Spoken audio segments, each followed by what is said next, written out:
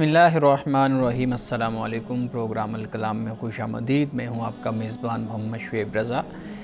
ناظرین کرام، پروگرام کے پہلے حصہ میں ہم قرآن کریم کی کچھ آیات کو سمجھنے کی کوشش کرتے ہیں اور اس کے ساتھ ساتھ کچھ بہت اہم سوالات کو پروگرام کا حصہ بناتے ہیں۔ حسب سابق ہمارے ساتھ شریک گفتگو ہیں جناب محمد امانت رسول صاحب۔ امانت صاحب بہت شکریہ آپ کے وقت کا۔ میری معاونت کے لیے موجود ہیں جناب شارق رسول۔ شارق تھینک یو سو مچ۔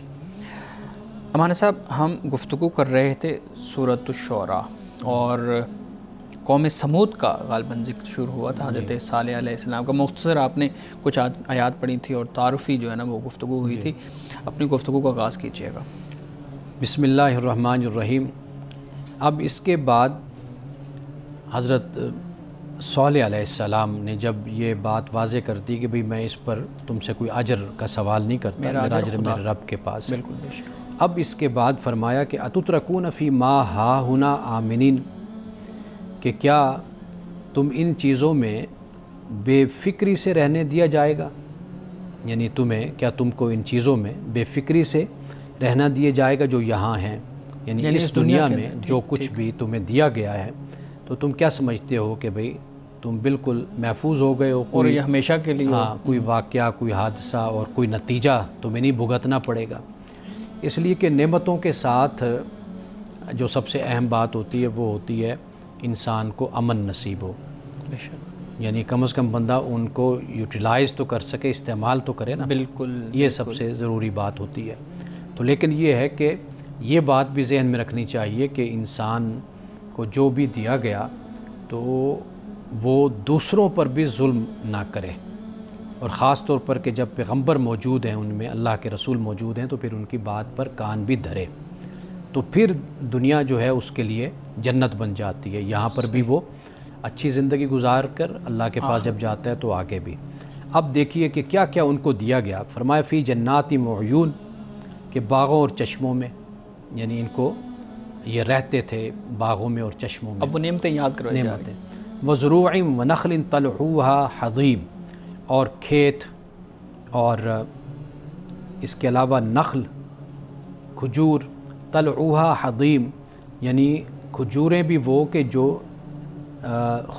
خوشوں والی، رس بھرے خوشے، یعنی جو اوپر اس کے گابھے جس کو ہم کہتے ہیں، اس کو انسان جو دیکھ لگے کے حیران ہوتے ہیں، رہتا ہے کہ وہ خوبصورت سے جو ہوتے ہیں نا، یعنی ایک جس کو ہم گچھا کہہ سکتے ہیں، گچھا آپ کہہ لیں، وہ جو ہوتا ہے رس بھرے اور بڑے فریش قسم کے، تو فرمایا کہ یہ بھی ان کو اللہ تعالیٰ نے عطا فرمایا۔ اب اس کے بعد وَتَنْحِتُونَ مِنَ الْجِبَالِ بُيُوتًا فَارِحِينَ، اور پھر وہ کیا کرتے تھے؟ فرمایا کہ تم پہاڑوں کو تم کھود کر فخر کرتے ہوئے تم مکان بناتے ہو، یعنی تم یہ سمجھتے ہو بھی ہمارے جیسے کوئی نہیں ہے، تو گھروں کو تم بناتے ہو پہاڑوں میں کاٹ کر، جیسے ہم نے پہلے بھی اس پر بات کی تھی کہ وَثَمُودَ الَّذِينَ جَابُوا الصَّخْرَ بِالْوَادِ، کہ وادی میں تم پتھروں کو تراش کر تم گھر تعمیر کرتے ہو، تو یہاں پر اسی بات کو بیان کیا۔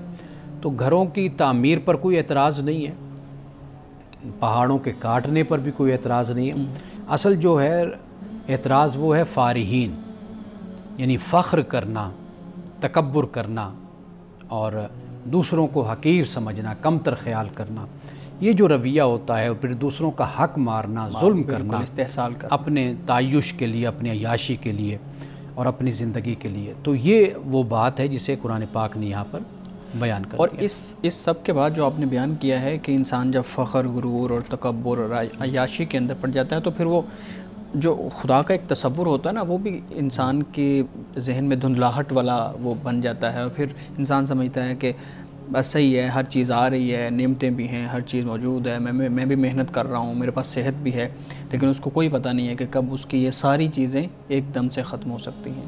جی، یعنی آسودگی میں، خوشحالی میں خدا کو یاد رکھنا چاہیے، اور تنگی کے دنوں میں تو خدا کو سارے یاد کرتے ہیں، پریشانی میں، لیکن اصل اللہ کو یاد کرنا ہوتا ہے جب انسان خوشحال ہو، اور اسی چیز کو بھی قرآن بھی بیان کرتا ہے نا کہ جب انسان پہ کوئی مشکل آتی ہے تو یہ ہماری طرف دوڑتا ہے، اور جب یہ دوبارہ سے خوشحالی ہو جاتی ہے تو پھر انہی چیزوں کے اندر لگ جاتا ہے۔ وَإِذَا مَسَّهُ الشَّرُّ جَزُوعًا وَإِذَا مَسَّهُ الْخَيْرُ مَنُوعًا، تو یہ بات قرآن پاک نے بیان کی ہے۔ اب یہاں پر یعنی میں جو نقطہ بیان کرنا چاہتا ہوں کہ کسی چیز پر اعتراض نہیں ہے، ٹھیک ہے. اصل معاملہ یہ ہے کہ جب آپ ظلم اور اسراف شروع کر دیتے ہیں نا تو وہ ہے. ٹھیک ہے. اور اس بات کو بھی پیش نظر رکھنا چاہیے کہ اسلام کسی طریقے سے بھی ہمیں اپنی سوسائٹی سے ارریلیونٹ، ہمیں بے پرواہ نہیں بہت اہم کرتا. بات ہے. بالکل بالکل. یہ بات ذہن میں رکھنی چاہیے کہ یعنی کہ قرآن پاک تو یہاں تک بیان کرتا ہے کہ جو مسافر بھی ہے نا اس کا بھی تم پر حق ہے. حالانکہ مسافر اجنبی ہوتا ہے، اور اگر محلے میں علاقے میں آ جاتا ہے مسافر تو کوئی یہ کہہ سکتا ہے جی میرا نہ یہ رشتہ دار ہے، نہ کوئی دوست ہے، نہ میں اس کو جانتا ہوں، میں کیوں جی اس کو کھانا کھلاؤں، میں کیوں اس کا خیال کروں. تو اللہ پاک نے قرآن پاک میں کہا کہ بھئی جو مسافر ہے اس کا بھی تم پر حق ہے، وابن السبیل، یہ بھی بیان کیا. تو لہٰذا کسی طریقے سے معاشرے سے انسان کٹ کر نہیں رہ سکتا. یہ جو لوگ کرتے ہیں نا کہ اپنی شادیاں اور اپنے عیاشیاں اور اپنی خوشیاں اس پر کروڑوں روپیہ اڑا دیے، اور ایک طرف صورتحال یہ ہوتی ہے کہ لوگوں کو صاف پانی نہیں ملتا، تعلیم نہیں ملتی، لوگوں کے پاس بنیادی سہولتیں ان کو میسر نہیں ہوتی. تو یہ مسلمان کا یہ کردار نہیں ہو سکتا. اتنا بے حس، یعنی اگر کوئی اسلام پڑھتا ہے، قرآن پڑھتا ہے، رسول اللہ کی سیرت کو دیکھتا ہے تو وہ اس طرح کی زندگی وہ نہیں گزار سکتا کہ وہ ہر سال حج پہ جا رہا ہے اور ہر مہینے. کچھ لوگ ایسے ہیں کہ جو ہر مہینے اور 2-4 مہینے کے بعد عمرے پہ جا رہے ہوتے ہیں اور سفر کرتے ہیں، اور لاکھوں روپیہ اس پر وہ سالانہ بجٹ دیکھا جائے تو لاکھوں سے بھی کروڑوں تک پہنچ جاتا ہے. اس کو بھی پھر اسراف ہی کہیں گے؟ نہیں، الفاظ اس معاملے میں اگر اسراف اس معنی میں لیا جائے نا ہم کہ جائز کام پر غیر ضروری طور پر استعمال کرنا. بالکل ٹھیک ہے. بڑا اہم جملہ بولا، جائز کام پہ غیر ضروری طور پہ استعمال کرنا. یعنی کہ آپ کو اگر 2 کپڑوں کی ضرورت ہے تو وہاں پر آپ 20 لے کر آ جاتے ہیں، 25 کپڑے لے کر آ جاتے ہیں اپنے لباس. تو ایک چیز ہوتی ہے لمٹ میں انسان کو رکھنی چاہیے. لیکن اگر ایک انسان کہتا ہے کہ تو میرا پیسہ ہے، میں اسے اپنی مرضی سے استعمال کروں، جہاں مرضی لگاؤں، تو یہ میرا حق ہے، میرا چاہے جتنا مرضی اسراف کروں، تو یہ غلط کیسے ہے اگر ایک انسان ایسا سوچتا ہے؟ دیکھیے کچھ اخلاقی ضابطے اور قیود اور حدود بھی ہوتی ہیں نا. یعنی اس میں کوئی شک نہیں ہے کہ پیسہ میرا ہے، سب کچھ میرا ہے، لیکن وہ اس کا استعمال آپ نے جب کرنا ہے تو آپ نے یہ دیکھنا ہے نا کہ میرے آس پاس ان کے بھی کچھ حقوق ہیں، میرے والدین ہیں، میرے بچے ہیں، میرے رشتہ دار ہیں، ان کے بھی کچھ مجھ پر ذمہ داریاں ہیں، ان کو بھی میں نے کچھ دینا ہے، ادا کرنا ہے. تو ایسا کبھی نہیں ہو سکتا کہ انسان بالکل یہ کہے جی کہ بس میں ہی عیاشی کی زندگی گزاروں اور میرا ہی سب کچھ ہو. تو لیکن یہ ہے کہ اس کے پھر دوسرے سائیڈ ایفیکٹس بھی پھر سامنے آنا شروع ہو جاتے ہیں نا. وہ یہ ہوتا ہے کہ اگر اس طرح سیلفشنیس کا مظاہرہ کیا جائے گا کہ میرا ہی پیسہ ہے، میرا سب کچھ، تو انسان کبھی بھی دوسرے سے بے نیاز نہیں ہو سکتا. زندگی میں آپ کو بھی کسی کی ضرورت پڑنی ہے، انسان بیمار بھی ہوتا ہے، انسان کو بہت سے مسائل ہوتے ہیں، پھر ضرورت پڑتی ہے. تو لہٰذا یہ رویہ نامناسب ہوتا ہے کہ انسان بالکل بے حس ہو کر بیٹھ جائے. مال میرا ہے، اس میں کوئی شک نہیں ہے، لیکن آخر اس مال پر آپ اپنے ملک میں بھی ٹیکس تو دیتے ہیں نا، وہ بھی آپ نے ادا کرنا ہے. اسی طرح اسلام نے بھی آپ کو بتایا کہ انفاق کرنا ہے، صدقات و خیرات کرنا ہے، آپ نے زکوٰۃ دینی ہے، اور آپ نے اپنے معاشرے سے بالکل ہی بے پرواہ نہیں ہونا. یہ نہیں ہے کہ آپ سال بعد زکوٰۃ دے دیں اور آپ کہیں جی بس اب میں نے اپنا فرض ادا کر دیا. نہیں، یہ فرض تو آپ کے ساتھ ساتھ چلتا رہے گا، آپ کے اپنے معاشرے کے ساتھ ساتھ آپ اس کو دیکھنا ہے. اس لیے ریاست کو بھی اس بات کا حق دیا گیا ہے کہ اگر ایسی صورت ہو تو وہ اضافی بھی لوگوں سے ڈیمانڈ کر سکتی ہے، لے سکتی ہے. ہمارے صاحب ایک اور چیز بھی میرے ذہن میں آ رہی ہے، مجھے کریکٹ کیجیے گا اگر میں غلط ہوں تو، جہاں پہ وراثت کے حقوق بیان کیے گئے ہیں، یعنی حصے بیان کیے گئے ہیں، اس کے آخر میں بھی تو یہ کہا نا کہ کوئی غریب نادار آ جائے تو پھر اس کا بھی، یعنی اس کو بھی اس میں سے کچھ حصہ دے دو. حالانکہ وہ حصے متعین کر دیے گئے ہیں، لیکن اس کے باوجود یہ کہا کہ کوئی ایسا ہو تو اس کو بھی پھر اس میں سے. اقربین کا جو لفظ آتا ہے نا غالباً سورۃ البقرہ میں اس کو بیان کیا گیا، ان ترک خیرا الوصیۃ للوالدین والاقربین بالمعروف. تو وہاں پر بعض علماء نے، مفسرین نے اسی بات کو بیان کیا ہے کہ اس سے مراد یہ کہ ان کا حق تو نہیں ہے، لیکن پھر بھی ان کو کچھ نہ کچھ دے کر ان کو روانہ کرو، ان کو بھیجو. تو اس چیز کا بہت خیال رکھا جاتا ہے. یعنی ایسا نہیں ہو سکتا ہے میرا ہے تو بس پھر میرا ہے، تو یہ سوچ درست نہیں ہے. صحیح. جی مان صاحب. اب اس کے بعد فرمایا فاتقوا اللہ واطیعون، اللہ کا تقوی اختیار کرو اور میری اطاعت کرو، ولا تطیعوا امر المسرفین. اب یہاں پہ فرمایا کہ حد سے گزر جانے والوں کی بات نہ مانو، اس کی پیروی نہ کرو. حد سے گزر جانے والے، اب یہاں پر اسراف کا لفظ ہے، یعنی استعمال جو ان سا ہے وہ مال کا اگر دیکھیں جائز تو ہے لیکن وہ ضروری نہیں ہے، غیر ضروری طور پر ضائع کیا جا رہا ہے۔ لیکن یہاں پر جب اسراف کا لفظ استعمال ہوا، اس سے مراد یہ ہے کہ جو اللہ تعالیٰ کی حدود سے آگے بڑھنے والے جو ہیں، خدا اس کو نے حد توڑنے مقرر والے کر دی ہیں، ٹھیک ہے۔ تو یہ وہ لوگ مراد ہیں، الذین یفسدون فی الارض ولا یصلحون، جو زمین میں فساد پھیلاتے ہیں اور اصلاح کا کام نہیں کرتے۔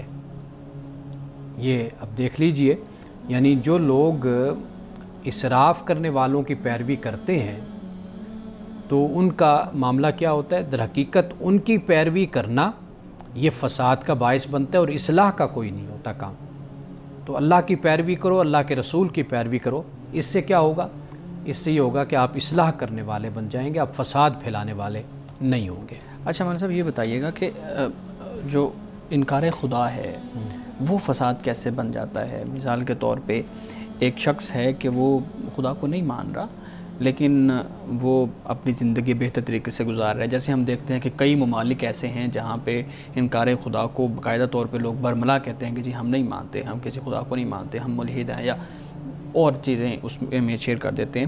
تو آپ بتائیے گا کہ وہ تو بڑے پیسفل رہ رہے ہوتے ہیں، وہ دوسروں کے حقوق بھی ادا کر رہے ہوتے ہیں، لیکن انکار خدا پہ وہ قائم ہوتے ہیں۔ تو یہاں پہ ہم دیکھ رہے ہیں کہ انکار خدا کو، خدا کی حدوں کو توڑنے والوں کو فساد فی الارض سے تعبیر کیا گیا ہے، جبکہ وہ جو توڑ رہے ہیں وہ تو ٹھیک رہ رہے ہیں۔ خدا کو ایسا نہیں کہ نہیں مانتے تھے، خدا کو یہ ماننے والے تھے، یہ بھی ایک بات، یہ اقوام ہاں جن کا ذکر اللہ ہو رہا کو ہے مانتے تھے، لیکن یہ ہے کہ جس طرح ماننا چاہیے اس طریقے سے نہیں مانتے تھے۔ ٹھیک ہے، یعنی اس پر ہم پہلے بھی کئی مرتبہ بات کر چکے اسی صورت میں ہی، کہ اللہ کو ماننا ہے لیکن اللہ بحیثیت رب کے وہ اس میں شریک کر لینا ہے۔ کسی کو بارش کا خدا کسی بنا کو دیا، بارش کا خدا اپنا، کسی کو رزق کا بنا رزق کا دیا۔ بت بنا لینا، کسی کو اولاد کا بت بنا لینا، کسی کو دولت کا بت بنا لینا، اس طرح کر کے وہ مختلف بت بنا لیتے تھے۔ تو لیکن اس کے ساتھ ان کے اندر یہ خرابیاں پیدا ہوئیں جو اخلاق کے حوالے سے تھی، کاروبار کے حوالے سے، تجارت کے حوالے سے تھی۔ تو یہ وہ قرآن مجید بات کرتا ہے۔ اصل بات یہ ہے کہ خدا کا جو تصور دیا جاتا ہے وہ اس بات پر ہوتا ہے کہ اللہ سبحانہ و تعالیٰ یہ فرماتا ہے کہ میں اس کائنات کا، اس زمین کا خالق ہوں، بے شک، ٹھیک، مالک ہوں، میں رازق ہوں، میں اس کے نظم کو چلانے والا ہوں، ٹھیک ہے نا۔ اب وہ اس بات کا تقاضا کرتا ہے کہ انسان کی تخلیق میں نے کی ہے، پیدا کرنے والا میں ہوں، کائنات کو بنانے والا میں ہوں، تو لہٰذا میری اس سلطنت اور ریاست میں انسان اس بات کا پابند ہے کہ میں نے جو اس کو قانون دیا ہے، جو حکم دیا ہے، جو اس کے لیے رہنمائی کے لیے دین بھیجا ہے، وہ اس کی پیروی کرے۔ ٹھیک ہے، اور یہ انسان اپنے تجربے سے بھی اس بات کو سمجھتا ہے کہ خدا کی طرف سے جو احکام ہیں، بنیادی احکام جو دین کے حوالے سے دیے گئے ہیں، وہ انسان کی اپنی روحانی اور جسمانی اور مادی جو زندگی ہے اس کے لیے وہ بہترین قوانین ہیں۔ صحیح، ٹھیک، اگر آپ بات کریں گے نا تو پھر میں آپ کو بتاؤں گا کہ دنیا میں انسان جو مین میڈ لا جس کو ہم کہتے ہیں، انسان نے جو قانون بنایا ہے اس قانون میں کیا کیا خرابیاں رہی ہیں پیدا۔ یعنی ابھی آپ نے وراثت کی بات کی، اسی وراثت کو بھی اگر آپ دیکھ لیں گے نا، اسی کو انسان پر چھوڑ دیا جائے تو بہت خون خرابہ، قتل و غارت ہوئی ہے۔ آج بھی جدید معاشروں میں بھی آپ دیکھیں گے کہ اس طریقے سے دولت ایک بڑے بیٹے کو دے دی جاتی ہے کہ باقی سب محروم ہو جاتے ہیں، ٹھیک، اس طرح کر دی جاتی ہے کہ بیوی کو دے دیا گیا سب کچھ، باقی سارے پیچھے رہ گئے۔ تو اسلام نے، قرآن نے، جو اللہ انسان کی فطرت کو اور وہ انصاف کے ساتھ تقسیم کرنے والا ہے، اس نے بڑے پکے قسم کے اصول اور قانون دے دیا، قوانین، کہ تم اس پر چلو گے تو تمہارے معاشرے میں امن اور سکون قائم رہے گا۔ صحیح، صحیح کرنا چاہیے۔ بریک سے پہلے آپ ذکر کر رہے تھے کہ انسان جو پرانے زمانے میں پہلے دور میں کس طرح مختلف بت بنا لیتا تھا، مختلف خدا بناتا تھا، بارش کا۔ تو اس حوالے سے میں ایک جگہ پڑھ رہا تھا، ہومو سیپینس کتاب ہے نوح حراری کی، اس میں وہ بتاتے ہیں کہ انسان ایگریکلچر ریولوشن کے بعد یہ جو مختلف خدا ہے بنانا شروع ہوا۔ اس سے پہلے بھی تھا، اس سے پہلے بھی اپنے مختلف خدا بناتا تھا، جیسے درخت ہے، گھاس ہے، مختلف اینیملز ہیں ان کے متعلق۔ لیکن وہ بتاتے ہیں کہ انسان کی جو نفسیات ہیں وہ کیسے ایوالو ہوئی ہیں کہ وہ جب بھی ایک فینومینا کو دیکھتے ہیں تو اس کو ڈسکرائب کرنے کی کوشش کرتا ہے تاکہ ایک نیریٹو بنے، اس کو مانے اور پھر آگے ایکشن لے, اس کے مطابق عمل کرے. تو آپ جس طرح بیان کر رہے ہیں کہ انسان خدا کو, مختلف خدا جو ہے اپنی جانب سے تشکیل دیتا ہے, وہ تو انسان کی نفسیات میں ہی ایک طرح سے اس کی نفسیات کا عنصر ہے کہ وہ اس کے لیے ضروری ہے کہ وہ خدا کے جو کانسیپٹ ہے وہ تشکیل دے تاکہ اس کے مطابق پھر عمل کرے. جیسے بارش کا خدا ہے, بادلوں کا خدا ہے کہ بارش برسے گی, کھیت جو ہیں وہ گرو کریں گے, پھلیں گے, پھولیں گے. تو یہ تو انسانی کی نفسیات کا ایک عنصر ہے, انسان کی اپنی کا اس میں غلطی ہے. دیکھیے صدیوں سے انسان یہ سفر کرتا آ رہا ہے, اور آپ یہ بنیادی طور پر آپ یہ بات دیکھیں نا کہ جہاں کا بھی انسان ہے, جس معاشرے کا اور جس زمانے کا بھی انسان ہے, اس نے خدا کے تصور کو تو اپنے ساتھ رکھا ہے نا. چاہے وہ آپ اس کو ایک خدا کا تصور کہیں, 2 کا, 4 کا, 5 کا, تو بہرحال اس نے ایک ایسی ماورا شخصیت جو ہے اس کو مانا ہے, تسلیم کیا ہے. ٹھیک ہے, کہیں تعداد کم ہے, کہیں پر تعداد زیادہ ہے. تو یہ بنیادی طور پر یہ چیز تو ہے نا پہلے دن سے ہے. یعنی ایسا کوئی تصور نہیں ہے کہ جس میں انسان نے خدا کا, کوئی زمانہ ایسا نہیں گزرا کہ خدا کو مانا ہی نہ ہو, کلی طور پہ انکار کر دیا, عقل اور شعور کے ساتھ تسلیم ہی کبھی نہ کیا ہو کہ کوئی ہے بھی صحیح. لیکن ہر انسان نے اس بات کو مانا ہے.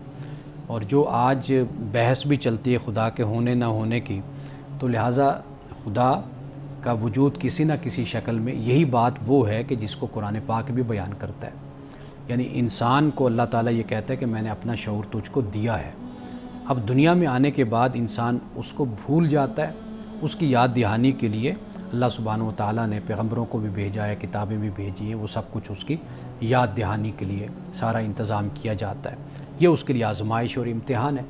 تو لہٰذا کم از کم اتنی بات تو ہے نا کہ بنیادی طور پر خدا کا تصور, اس کو پھر آپ اپنے انداز سے جس طرف لے کر جانا چاہیں, اس کو نفسیاتی مسئلہ کہہ لیں, اس کو ضرورت کہہ لیں, کچھ بھی اس کو کہہ لیں, لیکن بہرحال ہر معاشرے میں, ہر زمانے میں خدا کا تصور کسی نہ کسی صورت میں موجود ہے. قرآن مجید ہمیں یہ بتاتا ہے کہ دنیا کا پہلا جو مذہب تھا وہ توحیدی مذہب تھا. صحیح, توحید تھا, ایک خدا. یعنی حضرت آدم علیہ السلام نے ایک ہی خدا کا تصور بیان کیا, اس پر ایمان لائے, حوا بھی اسی پر ایمان لائی, اور اسی سے ہی آگے پھر سارا نظام چلا. تو بنیادی طور پر تو وہ تصور اپنی جگہ پر موجود ہے. باقی مفکرین ہیں وہ اپنے تصورات اور اپنے خیالات وہ بیان کرتے رہتے ہیں. صحیح. مان صاحب, اگر آیات مکمل ہو گئی ہیں تو کچھ اہم سوالات ہیں وہ ہم شروع کر لیں. یہ ہمارے کچھ ناظرین کی طرف سے ہمیں کہا گیا تھا کہ یہ 2-4 سوال یہیں تک رکھ لیں آج, میرے خیال میں یہیں تک رکھ لیتے ہیں تاکہ ہم ان سوالات کو ضرور جگہ دے دیں. امان صاحب, سفر کا مہینہ چل رہا ہے, اسلامی سال کو اگر ہم دیکھیں تو یہ دوسرا مہینہ شمار کیا جاتا ہے. اس کے حوالے سے کچھ کانسیپٹس ہیں ہمارے ہاں, مذہبی حوالوں سے بھی ان کو کچھ نہ کچھ سپورٹ دی جاتی ہے لوگوں کی طرف سے, اور کہا جاتا ہے کہ جی ان چیزوں کو بیان کیا گیا ہے. تو آپ بتائیے گا کہ کہا یہ جاتا ہے کہ سفر کا مہینہ ایک منحوس مہینہ ہے, اس میں جنگ, لڑائی جھگڑے اور یہ نہیں کرنے چاہیے, اس میں سفر نہیں کرنا چاہیے, اس میں ہر کام میں نحوست پیدا ہو جاتی ہے, کوئی نیا کام شروع نہیں کرنا چاہیے, کوئی نیا کاروبار نہیں شروع کرنا چاہیے, اپنے بچوں کے رشتے اور یہ جو نکاح ہیں اس طرح کی تقاریب نہیں منعقد کرنی چاہیے. یہ ساری چیزیں جو ہمارے ہاں بیان کی جاتی ہیں, ان کی کیا حیثیت ہے اور اسلام اس کے بارے میں کیا کہتا ہے؟ اسلام آپ کے عقیدے کی بنیاد علم پر رکھتا ہے, اور وہ علم جو علم یقینی ہے, اللہ کی وحی, اس پر اللہ سبحانہ و تعالیٰ عقیدے کی بنیاد رکھتا ہے. تو لہٰذا ایسے توہمات, ایسے خیالات, تصورات کہ جن کا علم سے کوئی تعلق نہیں ہے, دلیل سے کوئی تعلق نہیں ہے, اس کو اسلام رد کر دیتا ہے. وہ اس قابل ہی نہیں ہے کہ ان پر سوچا جائے, گفتگو کی جائے, ان کی کوئی حیثیت اور کوئی حقیقت ہی ان کی نہیں ہے. اب آپ خود دیکھیے کہ قرآن مجید میں اللہ سبحانہ و تعالیٰ نے واضح طور پر اس بات کو بیان کیا ہے کہ وَكُلَّ إِنسَانٍ أَلْزَمْنَاهُ طَائِرَهُ فِي عُنُقِهِ وَنُخْرِجُ لَهُ يَوْمَ الْقِيَامَةِ كِتَابًا يَلْقَاهُ مَنشُورًا اقرأ كِتَابَكَ كَفَىٰ بِنَفْسِكَ الْيَوْمَ عَلَيْكَ حَسِيبًا, کہ ہم نے انسان کا جو نصیبہ ہے یا اس کا جو مال نامہ ہے وہ ہم نے اس کی گردن میں لٹکا دیا ہے, اچھا, گلے میں. اب وہ اس کے سامنے کل قیامت کے دن وہ اس کو کھول کر پڑھے گا. اب جب سامنے جو کچھ بھی انسان کے آئے گا وہ کیا ہوگا, وہ جو کچھ بھی اس نے کیا ہوگا, ٹٹ فار ٹیٹ اس کو کہہ لیجئے, بالکل لاجیکلی وہ سب کچھ اس کے سامنے موجود ہوگا. اب قرآن یہ بتاتا ہے کہ جو نتیجہ ہے وہ در حقیقت انسان کے عمل کا ہے. ٹھیک ہے. کوئی ایسی بات نہیں ہو سکتی جسے ہم کہیں کہ جی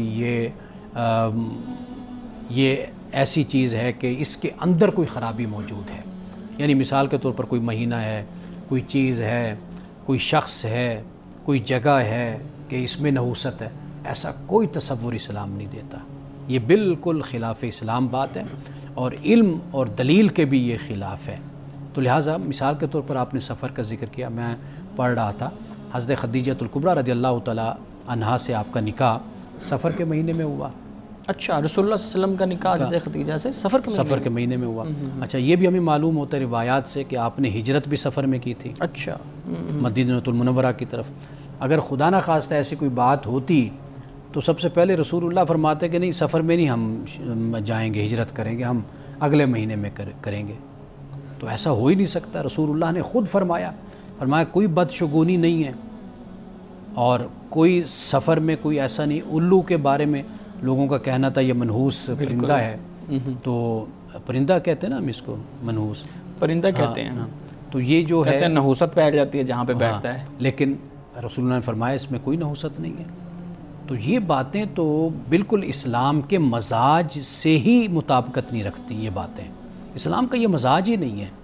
مسلمان قرآن مجید پڑھے، رسول اللہ صلی اللہ علیہ وسلم کی حدیثیں اور سیرت کو پڑھے، تو یہ جو کچھ بھی ہے یہ اصل میں بدبختی ہماری ہے، بد نصیبی کہ ہم خود قرآن سے دور ہو گئے. قرآن اتنا انسان کو وزڈم دیتا ہے اور اتنا لاجیکلی بات کو سمجھا دیتا ہے کہ اس کے بعد ان چیزوں کی گنجائش ہی نہیں رہتی. صحیح. تو پھر یہ جو کہا جاتا ہے کہ اس مہینے کے اندر بلائیں اترتی ہیں، اور غالباً کہیں یہ بھی بیان کیا جاتا ہے کہ رسول اللہ صلی اللہ علیہ وآلہ وسلم پہ جادو ہوا تو اس مہینے میں ہوا تھا، بیماری آ گئی تھی، اور یعنی ان ساری چیزوں کا نا ایک وہ جیسے کہتے ہیں نا کنیکٹنگ دا ڈاٹس، وہ بنا کے پیش کیا جاتا ہے، اور اس کے بعد پھر یہ ثابت کیا جاتا ہے کہ اس مہینے کے اندر ہی نحوست ہے اور اس مہینے میں بلائیں اترتی ہیں. دیکھیے، قرآن مجید جیسے میں نے پہلے بیان کیا نا، اس کے بعد کوئی اس طرح کی بات کی گنجائش نہیں رہتی. یہ جو روایات ہیں یہ سنی سنائی باتیں بھی ہوتی ہیں، اور اس میں اکثر یہ بات آپ یاد رکھیے کہ جو اس طرح کی توہمات کی باتیں ہوتی ہیں نا، بدشگونی کی باتیں، نحوست کی باتیں، اور نعوذ باللہ پھر ان کو روایات کے طور پر اور منسوب کر کے ان کو بیان کیا جاتا ہے، یہ اکثر ضعیف کیا یہ موضوع ہوتی ہیں. ان کا کوئی بھی وجود نہیں ہوتا. بس لوگوں میں یہ چیزیں پروان چڑھ جاتی ہیں اور مشہور ہو جاتی ہیں. چونکہ لوگ کاروبار کرتے ہیں، تجارت کرتے ہیں، دو پیسے آ جاتے ہیں، کسی کے پاس زیادہ ہو گیا، کسی کے پاس کم ہو گیا. جس کو کچھ زیادہ مل گیا تو وہ اس پریشانی میں ہوتا ہے مجھ سے چھن نہ جائے، اور چھننے کے حوالے سے پھر اس میں بہت سی توہمات سے بھی پیدا ہونا شروع ہو جاتی ہیں کہ بھائی کوئی میرے پہ جادو تو نہیں کر رہا، کوئی ٹونا تو نہیں کر رہا، کوئی فلاں تو نہیں ہے، کوئی نحوست تو نہیں ہے. تو وہ جو ایک انسیکیورٹی انسان فیل کرتا ہے نا، یہ در حقیقت اس کا پھر نتیجہ ہوتا ہے کہ پھر انسان اس راستے پر چل پڑتا ہے. صحیح. خوش آمدید مولانا صاحب. اس حوالے سے آخری سوال آپ کے سامنے رکھتا ہوں، مختصر اس کا جواب دیجیے گا. ہمارے ہاں کہا جاتا ہے کہ جیسے ہی سفر اور محرم اور سفر کا خاص طور پہ سفر کا مہینہ شروع ہو تو اپنے گھر میں جھاڑ پھونک جو ہے نا وہ کر لینی چاہیے، کوئی چیز پڑھ کے پھونک لینی چاہیے، کوئی تعویذ کسی سے لا کے وہ رکھ دینی چاہیے، کسی چیز کا دھواں جو ہے نا وہ گھر کے اندر ہمیں ضرور اس کو پھیلا دینا چاہیے تاکہ ان ساری یہ چیزیں نکل جائیں. ان کی کیا حیثیت ہے؟ اوبیسلی آپ نے ساری چیزوں کو بیان کر دیا ہے، لیکن الگ سے اس کا بھی بتا دیں.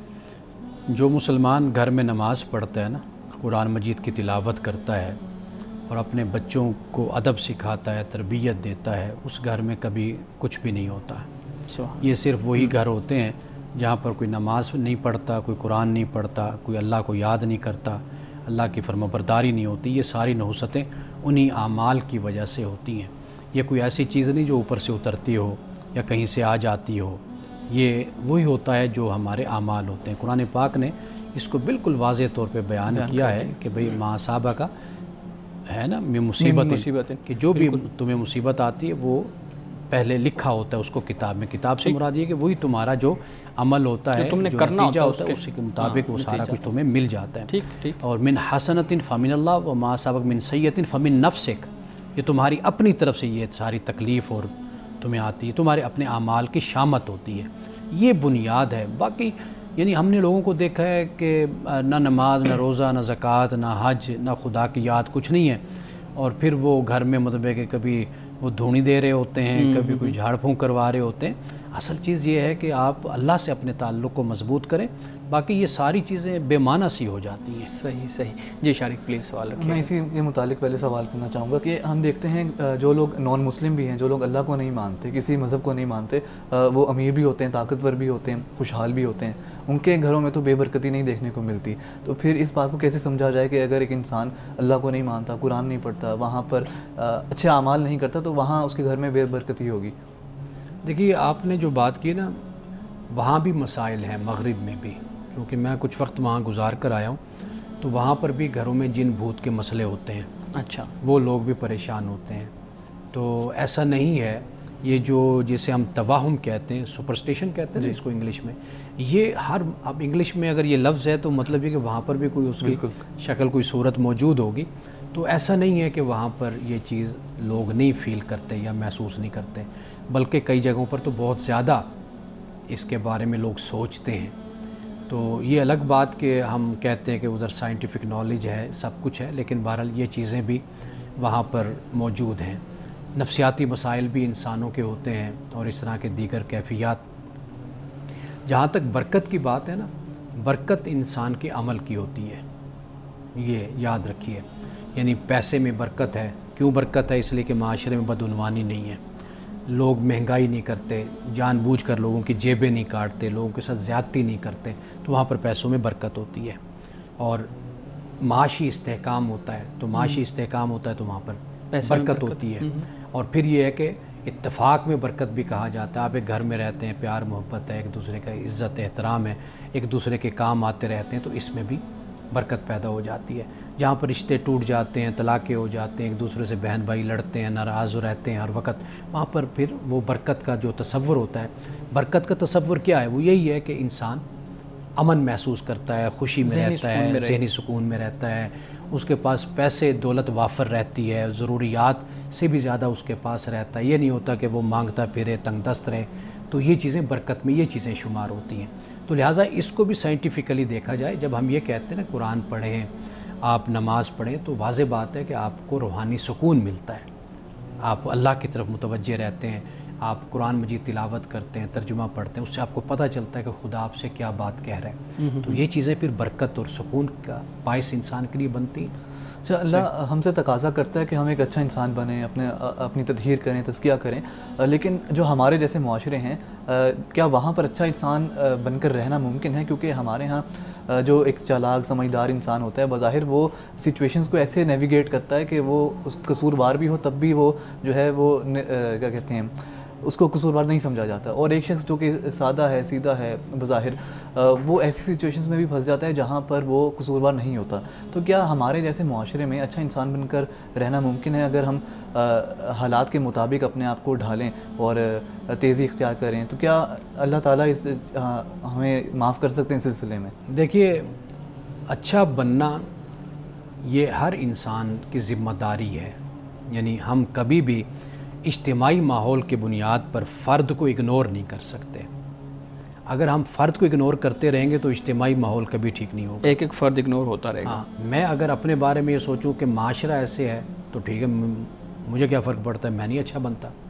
لیکن وہ قول میں نقل کیا کرتا ہوں کہ کسی نے کہا تھا کہ اگر تم اپنے آپ کو ٹھیک کر لو تو کم از کم دنیا میں ایک بدمعاش تو کم ہوگا نا۔ تو اس لیے اجتماعی ماحول کی خرابی کی بنیاد پر ہم یہ نہیں کر سکتے کہ ہم فرد کو ہی بالکل کہہ دیں کہ بس کوئی بات نہیں ہے، لیکن ہاں یہ ہم کہہ سکتے ہیں کہ فرد اپنی کوشش کو جاری رکھتا ہے، اللہ کے ہاں اس کی کوشش کا حساب و کتاب ہوگا۔ یعنی مثال کے طور پر آپ 1 من وزن اٹھا سکتے ہیں تو میں 1 من نہیں اٹھا سکتا، میں 20 کلو اٹھا سکتا ہوں تو مجھ سے 20 کلو کا ہی سوال ہوگا۔ صحیح۔ یعنی آپ ایک ایسے معاشرے میں ہیں کہ جہاں پر کرپشن ہے، بدعنوانی ہے، آپ سے تقاضا یہ کیا جاتا ہے کہ آپ اپنے آپ کو بچائیں، جہاں تک ہو سکتا ہے اپنے آپ کو بچائیں، کوشش کریں اس بات کی۔ آپ اپنی نیک نیتی کے ساتھ اپنے آپ کو بچاتے ہیں، اگر کہیں پر آپ انوالو ہو جاتے ہیں، کوئی خرابی آپ کے کردار میں پیدا ہو جاتی ہے تو اللہ تعالیٰ وہ معاف کرنے والے، اللہ آپ سے آپ کی ہمت اور استطاعت کا سوال کرے گا۔ صحیح۔ ہمارے معاشرے میں خواہشات کے حصول کو برا سمجھا جاتا ہے، غلط سمجھا جاتا ہے، اور مذہب کے ذریعے بھی اس چیز کو جسٹیفائی کیا جاتا ہے کہ انسان اپنی خواہشات کا حصول نہ کرے۔ لیکن اللہ تعالیٰ نے ہی ہمارے اندر خواہشات رکھ کر ہمیں بھیجا ہے، تو پھر خواہشات کو برا کیوں سمجھا جاتا ہے ہمارے یہاں؟ دیکھیے خواہشات کو برا نہیں سمجھا جاتا. دو لفظ یاد رکھیے، ایک نفس کشی، ایک ضبط نفس. نفس کشی کا میں قائل نہیں ہوں، میں ضبط نفس کہتا ہوں کہ اصل اس کی تعلیم اسلام دیتا ہے، نفس کو کنٹرول کرنے کے لیے. جیسے میں نے ایک موقع پر حدیث بیان کی تھی کہ رسول اللہ صلی اللہ علیہ وسلم نے نوجوانوں سے یہ فرمایا کہ نکاح کرو، شادی کرو، اور آپ نے فرمایا کہ یہ نظروں میں حیا کا باعث بنتا ہے نکاح اور شرمگاہ کی حفاظت کا، اور فرمایا کہ جو استطاعت نہیں رکھتا نوجوان تو وہ روزے رکھے. روزہ اس قوت کو توڑتا ہے.